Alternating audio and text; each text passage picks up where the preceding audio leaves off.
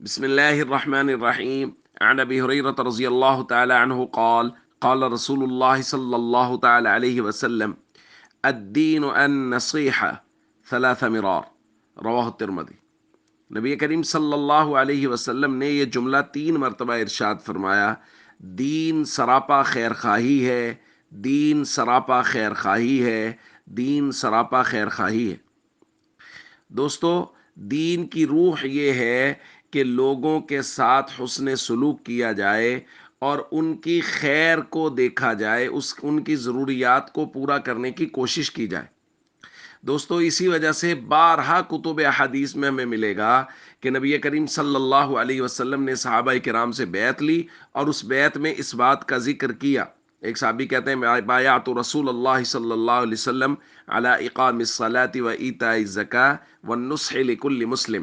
میں نے رسول اللہ صلی اللہ علیہ وسلم کے دست مبارک پر بیعت کی، اس بات کی کہ نماز قائم کروں گا، زکوٰۃ ادا کروں گا اور ہر مسلمان کے ساتھ خیر خواہی کروں گا۔ یہ الفاظ کتب احادیث میں بہت ملیں گے۔ وَالنُّصْحِ لِكُلِّ مسلم، حضور نے مختلف امور پر بیعت لی اور اس بات کی بھی بیعت لی کہ مسلمانوں کے ساتھ حسن سلوک کرے گا، ان کی خیر خواہی کرے گا۔ تو دوستو، ہم سب کو، مسلمانوں کی، تمام لوگوں کی، اللہ کی مخلوق کی خیر خواہی کرنی چاہیے۔ اور آج کل جو سیلاب کے حالات ہیں، ان میں خیر خواہی کے میں سمجھتا ہوں 3 درجے۔ پہلا یہ ہے کہ اگر اللہ نے ہمیں کچھ وسعت دی ہے تو ہم ان لوگوں کے لیے خرچ کریں، ان کی ضروریات کو پورا کریں۔ دوسرا یہ ہے کہ خود اگر نہیں کر سکتے، مالی وسعت اس قدر زیادہ نہیں ہے، تو پھر لوگوں کو ترغیب دیں، لوگوں کو متوجہ کریں کہ وہاں ضرورت ہے، اور لوگ جو چیز آپ تک، ہم تک پہنچائیں، ہم اسے صحیح طریقے سے مستحقین تک پہنچا دیں۔ اور تیسرا درجہ، اس سے تو کسی کو بھی پیچھے نہیں رہنا چاہیے، وہ ہے دعا کا درجہ۔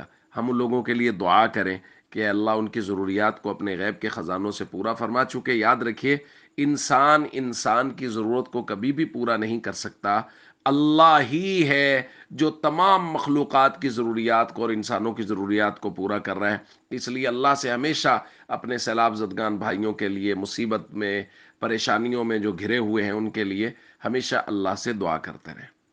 والسلام علیکم ورحمۃ اللہ وبرکاتہ۔